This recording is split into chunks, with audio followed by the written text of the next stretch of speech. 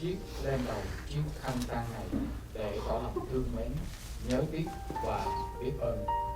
Tuy nhiên, như tiên tri Isaiah đã báo trước cho chúng ta biết rằng ngày kia Chúa sẽ cất chiếc khăn bao trùm trên muôn dân, bức màn phủ trên mọi nước, sẽ tiêu diệt sự chết đến muôn đời, và cho người thân của chúng ta đây được hân hoan vui mừng trong ơn cứu độ của Ngài.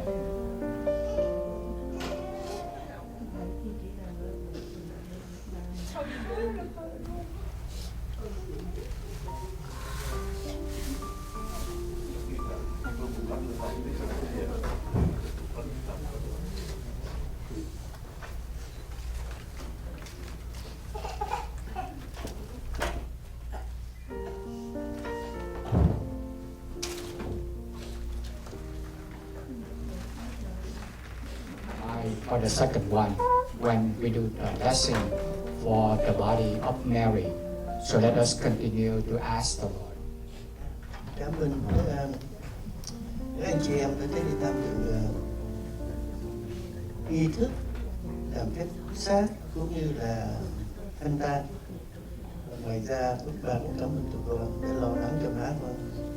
Những giây phút cuối rất là khó nói, nhờ ba tình tình. Mình thì cảm ơn tất cả 6 đứa con để lo cho bà. Thì đối với má đó, thì ba với má quen nhau cũng đã khoảng 57, 58 năm. Và ba má thì không bao giờ có cái sự cãi lộn. Đôi khi thì cũng hơi bực mình. Thế nhưng mà má với ba đó thì thường thường là khi có những chuyện như vậy đó, thì má đi chỗ khác, hoặc là ba đi chỗ khác.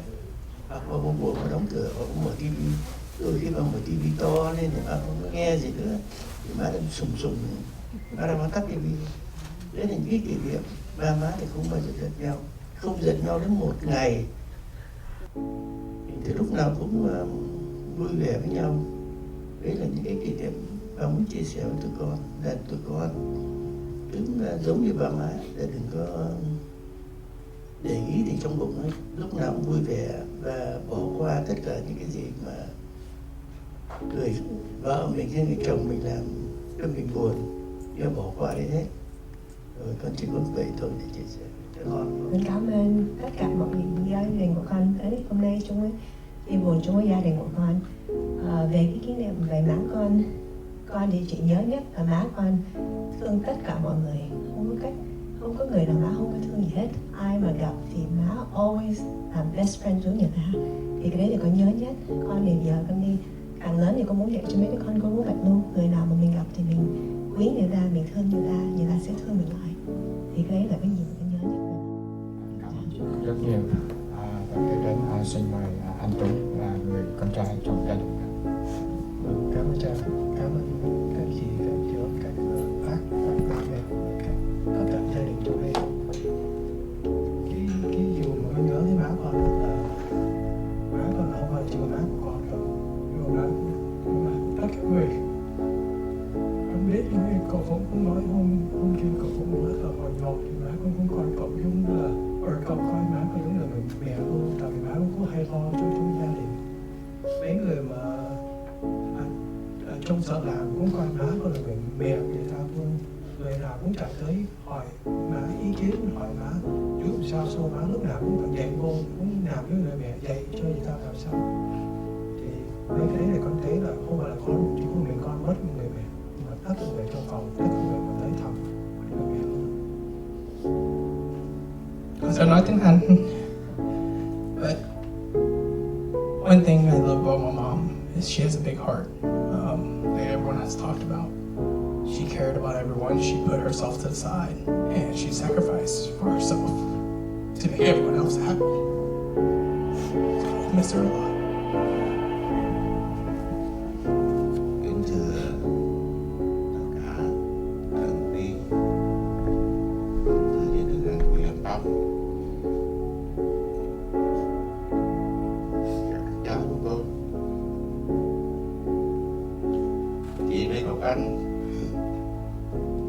là một người chị, cũng là một người mẹ hiền, thật thà, thương tất cả mọi người, dù quen hay lạ, dù lớn hay nhỏ, tình cảm của chị tôi đến với mọi người rất là chân hòa.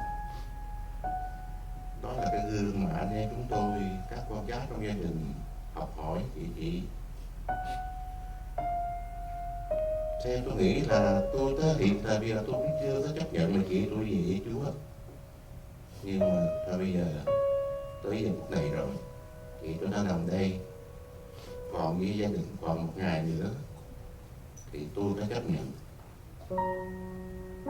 Rất hãnh diện là chị đã cho ra đời cái thế giới này được 3 đứa con thành tài, dâu rể, thành đạt hết, rất là hãnh diện. Tôi nghĩ rằng anh chị tôi, anh Bùi Văn Tâm và Lê Ngọc Anh là người đầu tiên định cư tại tiểu bang Atlanta, Georgia này và đã thành công nuôi dạy con cái và đã bảo lãnh gia đình chúng tôi vào bên đất nước Hoa Kỳ. Tất cả đều thành công hết. Ngày giờ này chị tôi về với Chúa. Anh em chúng tôi cảm ơn một lần nữa. Bây giờ gọi ông Tâm, Bùi Văn Tâm, các anh rể đó mà anh ruột của chúng tôi. Các cháu của chúng tôi con như là con ruột của chúng tôi. Qua cái lời phát biểu này thì bây giờ hồi xưa là mẹ con còn với là các cậu các dì.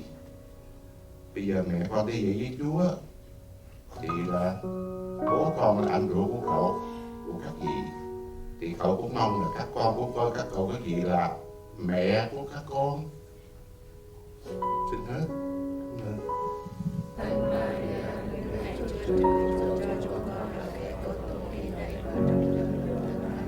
Kính mừng Maria, đầy ơn phước Đức Chúa Trời ở cùng bà.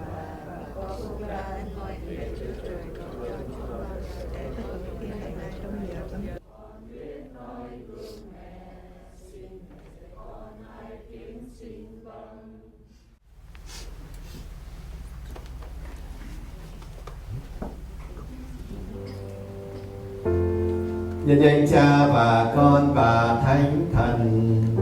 Amen.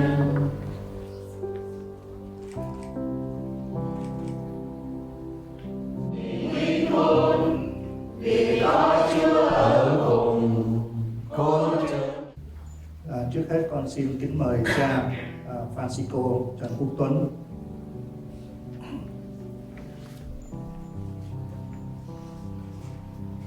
Xin được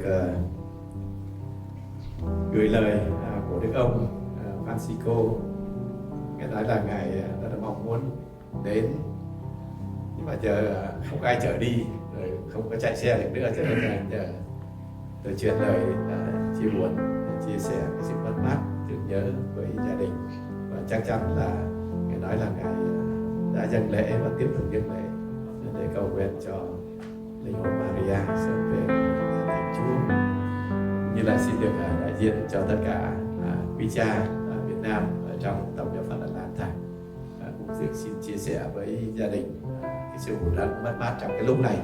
Và chắc chắn chúng ta cùng với nhau trong cái tinh thần là gia đình, anh chị em với nhau trong cùng đức tin và tiếp tục để cầu nguyện và nâng đỡ nhau. Trong tâm tình đó xin thành kính phật ưu của Tâm và toàn thể tác giả tăng quyền. I won't say too much this evening. My name is Father Robbie Cotta. I'm the current chaplain at St. Pius X High School, but previously lived the first 3 years of my priesthood at Immaculate Heart of Mary. And I remember beginning my ministry at IHM as a newly ordained priest, and I knew almost nobody at the parish. And so I was introducing myself. Hi, I'm Father Robbie. Hello, I'm Father Robbie. I'm Father Robbie. But there was a certain parishioner who was never going to call me by that name. And that's because after I celebrated daily Mass for the first time, I met this wonderful, beautiful, radiant, smiling woman who came up to me and she said, "I'm going to call you Father Sunshine." That, of course, was on. And for the remaining 3 years, it was such a gift to celebrate daily Mass with both of you and to see your smiling faces there and to meet who I realized were very deeply devoted, faithful Catholics, Christians, who lived out their sacrament of holy matrimony in such a true and beautiful and life-giving way.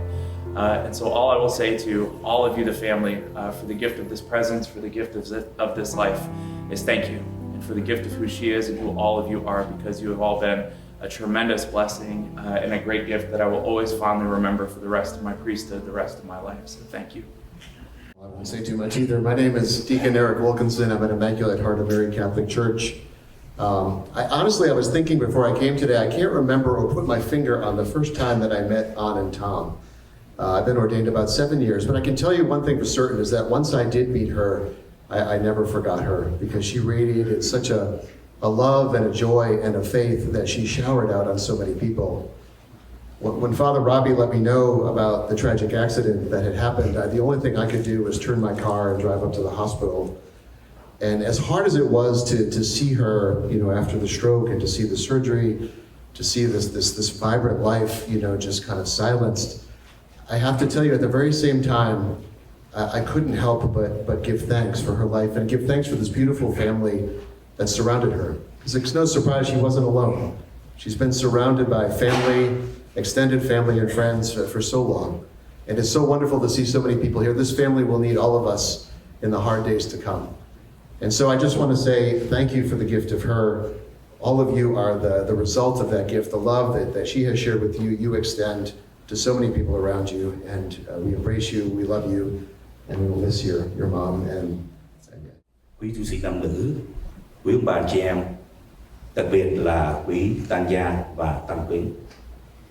Con xin đại diện cho Hội đồng Mục vụ và Hội đồng Tài chánh của Giáo sứ Các Thánh Giáo Việt Nam xin chia buồn của mình gia đình. Sự ra đi đột ngột của bà có biết là một cái shock cho gia đình, nhưng mà có thiết nghĩ đối với người Công giáo chúng ta, đây chỉ là một sự chi tiết của một đời người. Mỗi người chúng ta sẽ đi theo con đường này, và như lời trong bài giảng của cha vừa rồi, thì có nghĩ một ngày nào đó tất cả chúng ta sẽ có cơ hội gặp được bà trên ngôi nhà vĩnh cửu trên trời mà Chúa, có nghĩa Thiên Chúa nhân lành sẽ dọn cho mỗi người chúng ta. Đặc biệt hôm nay con xin chân thành cảm ơn cô chú và đại gia đình đã cho hai em đây, em Tuấn, em Phương, đã phục vụ trên giáo xứ Các Thánh Giáo Việt Nam trong bao nhiêu năm qua, đặc biệt là sponsor cho lễ hội mùa thu trên đây, cũng như trong ban y tế, các em hy sinh. Tôi biết đó, việc anh em tội nghiệp lắm, lên đó ngồi suốt ngày nhé. Mình nhớ, mình đi, mình ngó, mình thăm, mình viết. Đó là những cái công sức con nghĩ là đều noi theo gương của cô và chú. Về một lần nữa, con xin đại diện cho toàn thể Giáo sứ Các Thánh Giáo Việt Nam thành kính phần ngụ của tăng gia và tăng quyến. I'm representing the Holy Vianney Martyr Catholic Church, our whole congregation, would express the deepest condolences to the whole family. Kính thưa quý thầy sáu, kính thưa quý chức và tất cả quý vị thuộc hai cộng đoàn, và đặc biệt kính thưa gia đình anh chị Tâm, đại gia đình và thân quyến. Đối với ông bà Tâm và Giáo sứ Đức Mẹ Việt Nam có một sự gắn bó rất là lâu dài, kể từ năm 1976, khi cộng đồng Việt Nam vừa mới thành lập. Lúc đó chúng ta chỉ có 40 gia đình mà thôi, thì đã có sự hiện diện của ông bà Tâm đó rồi. Và chúng tôi cũng rất là may mắn được quen biết anh chị từ lúc đó đến bây giờ. Cái hình ảnh mà đập vào mắt chúng tôi nhiều nhất qua chặng đường dài đó là cái sự gắn bó của chị Tâm với anh Tâm, lúc nào cũng sát cánh bên nhau, hỗ trợ đằng sau. Và trong suốt nhiều thời gian dài như vậy, chúng tôi cũng nghe được rất là nhiều câu chuyện về anh chị. Trước hết, đối với chị Tâm ở đây, chị đã tỏ ra là một người con rất là hiếu thảo với bà cụ. Lúc sinh thời bà cụ còn sống, chị hay kể cho chúng tôi những chuyện vui về bà cụ, rồi những chuyện của anh chị, rồi những câu chuyện về các con, và cuối cùng là những câu chuyện về các cháu, nhất là cháu Lực và cháu Chuyên. Chị rất là có thể là mỗi khi các cháu lớn lên được một inch thì lại có một câu chuyện khác. Điều đó cho chúng tôi thấy được là cái sự gắn bó của chị với gia đình rất là thân thiết, từ vai trò làm con, làm vợ, làm mẹ và làm bà.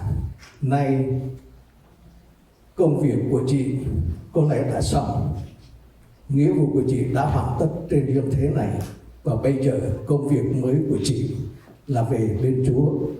Chúng tôi hy vọng và tin tưởng rằng Thiên Chúa rất nhân từ, giàu lòng yêu thương, và nếu Chúa chấp tội thì chẳng ai rỗi được.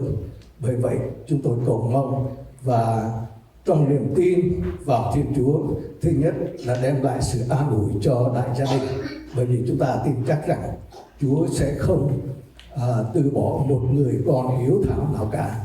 Và chúng tôi tin chắc chị bây giờ đang cùng hầu truyền với bà cụ ở trên Thiên Quốc.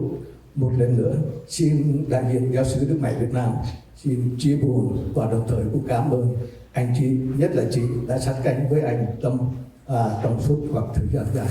Tôi xin Chúa đón nhận linh hồn Maria về hưởng nhanh thánh Chúa. Amen. Kính thưa các cha, các thầy, các sơ, các bác, các cô chú, các anh chị em. Con tên là Tuấn, con là con trai đầu của Lê Ngọc Anh. Con xin đại diện cho gia đình con một phút. Trước nhất là con muốn cảm ơn tất cả mọi người hôm nay tới đây. Con thấy là rất là nhiều người đây thì con vui vẻ lắm, tại vì ai cũng biết mẹ con, biết má con, biết thương con, thương gia đình con, biết thương má con thì cứ tới đây được. Thì con cảm ơn tất cả trước nhất. Thứ hai là nếu mà con hoặc là gia đình con đã bị sai thì con muốn xin lỗi trước, tại vì tụi con cũng không có rành mấy cái vụ này thì con cũng xin lỗi trước. Rồi cái thứ ba đó, để cho con xin mấy phút nói tiếng Anh chút, để cho con nói cho mấy người mà nói tiếng Anh đây nữa. For all the guests here who speak English, I want to thank you all so much for being here, for being a friend of my mom, for being a friend of the family, for supporting us through this difficult time. I can see the love here with so much presence, so many flowers, so many gifts, but truly just your presence here has made a big difference. To be honest with you, I had a big long speech prepared, but now I'm standing up here, I don't know what else to say. But I will tell you that I've realized that, I mentioned this yesterday, I realized that she's not only my mom, but she's everybody's mom. As you guys know, she acts as a mother figure to everybody. She sees you, she treats you like a child right away. She treats you like a friend right away. One of the favorite sayings that I've heard before, and I really live by this, is you never know a stranger. You only meet friends you haven't met yet, or you run into friends you haven't met yet. And I realize that that's truly my mother. As you guys know, the first time you've met her, she'll treat you like you're her own siblings or you're her own child, and she'll ask you if you're married or not married, because she's going to try to wedge you off right away. But the whole premise is really that, I feel like I've lost a mom. And I know we've only lost her physically. We're still here. She's still here emotionally and spiritually with us. But I feel like all of us have lost somebody. All of us have lost a mother figure among us. So I don't want this to be a sorrow event. I want this to be a happy event, because she really did live a good life. She had a perfect life. She had a successful life, not only in business and work, but really, truly in culture and in family. Family's been very important to her, and I think you all realize that. And again, it shows here because of all your presence here. So thank you very much. On behalf of my family, again, I'd like to thank you very much. I believe my brother, too, would like to also say a few words.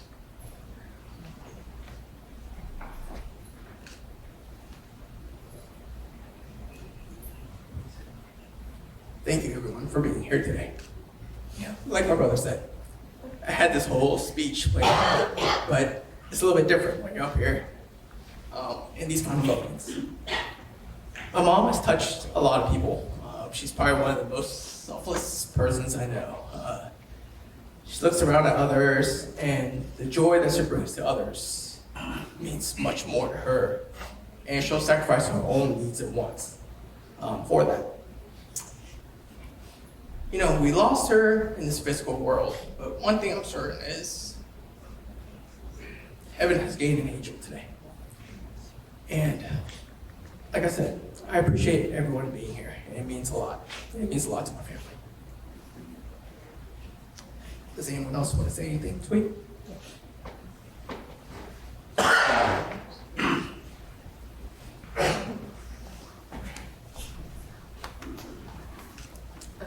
Thank you, everybody. As my brothers have already said, we appreciate everybody being here. Seeing all the love in the room is very inspiring. I know that it has touched my heart, it's touched all my family's heart, more than you guys probably ever know. So thank you so much for being here. The one thing I wanted to say was, I know that this is, for many of us, a sad event. I know it has been a sad event for our family because it was so unexpected. We almost felt like we were robbed at the time that my mom had left. But the one thing I will say is that in true mom form, as she has passed away, the event of her passing has brought so many people together. There are so many people here that I haven't seen in decades, and I love that all of these people have come back and brought a lot of energy, a lot of love back into our lives. There are so many people here that I came to the States back in the 1970s that were part of a small core of Vietnamese families that were here in the States, and that we all got to know each other well. There's so many people who I played in their houses when I was 5 or 6. My brothers did the same. And to see all of you again here, to bring back those memories, just shows the type of close-knit family community that we had. And I think that it's fitting that my mom's death was able to bring all of us together like this. And so thank you so much. It is so appreciated by all of us that you all are here. Thank you. I'm gonna, my son wants to say a few words. Hi y'all, I'm Luke. I'm An's grandson. I'd like to preface to say that it's really sweet to see how many people came out for her. It makes us realize just how loved and appreciated she was in all sorts of communities. To a lot of y'all, she was a very sweet parishioner, a very reliable co-worker, a friend that you could always lean your head on whenever you need to cry, talk about your feelings, or just someone to talk to. A loving sister, a loving mother, and to me especially, a loving grandmother.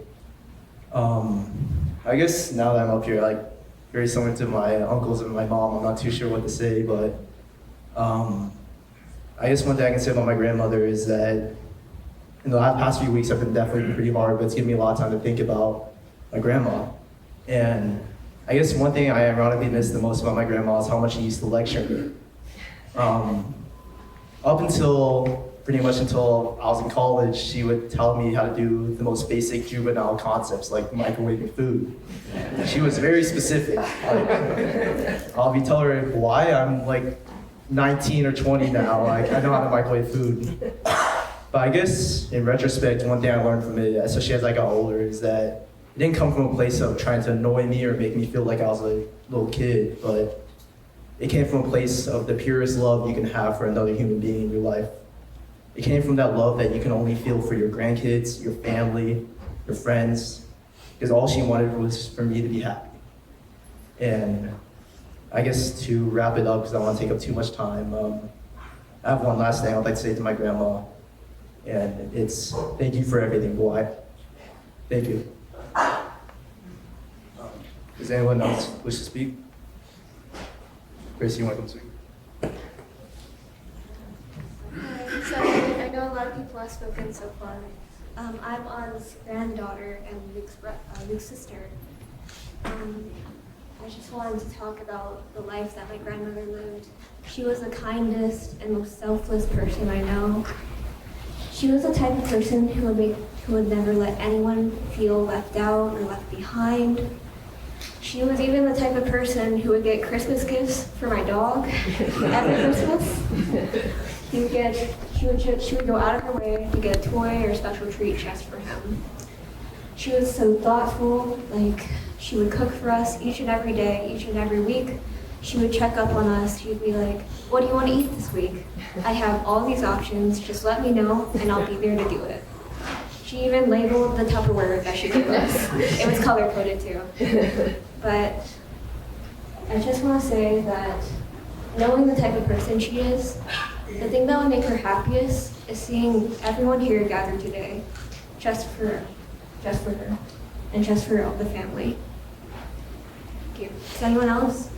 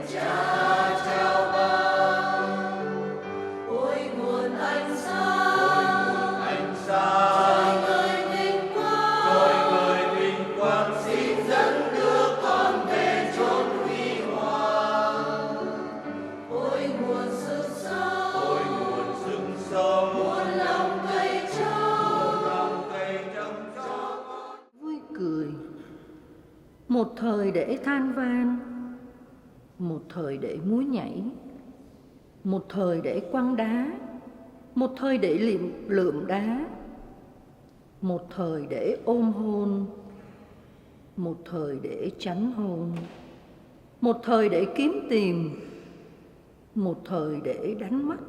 Do tay người phàm làm ra. Bởi đó chúng ta đầy lòng tin tưởng và biết rằng bao lâu sống trong thân xác này là lưu lạc và xa Chúa. Vì nhờ đức tin mà chúng ta tiến bước, chớ không phải vì đã thấy. Vậy chúng ta tin tưởng và có ý muốn tốt lành là lìa xa thân xác và được ở bên Chúa. Vì thế, dù ở trong xác hay ra khỏi xác, chúng ta cố gắng sống đẹp lòng Chúa. Bởi lẽ tất cả chúng ta đều phải ra trước tòa án của Đức Kitô. Ngọc Anh đã được rước mình Thánh Chúa Kitô là bánh ban sự sống đời đời, được sống lại trong ngày sau hết.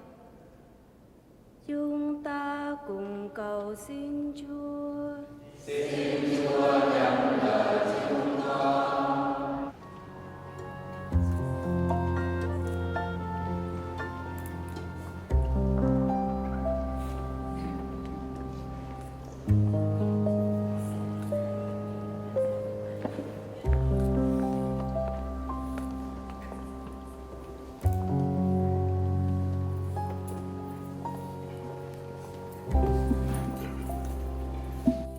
I want to thank you, the most holy and reverend priests, deacons, and nuns that have all joined us today, and each and every one of you for being here to celebrate my mother's funeral mass.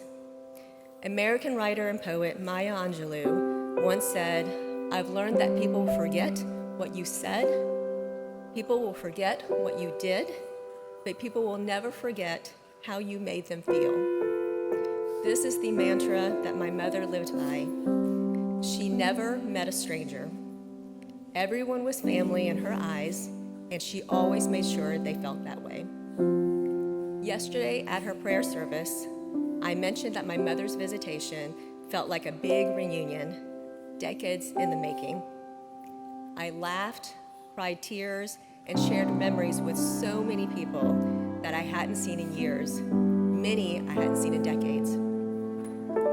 So how fitting it was that my mother's passing brought all these wonderful people, all of whom she touched in some way, brought all these people back together for what truly felt like a celebration of love and life, and not a funeral of mourning. So Mom, thank you for making everyone feel special in your passing as you did while you were living.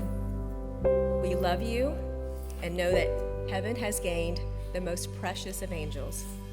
And now, Mom, go join both of my grandmothers and both of my grandfathers, as I know they are waiting for you with open arms in heaven. Thank you, everybody, for joining us today. You have touched us more than you all know.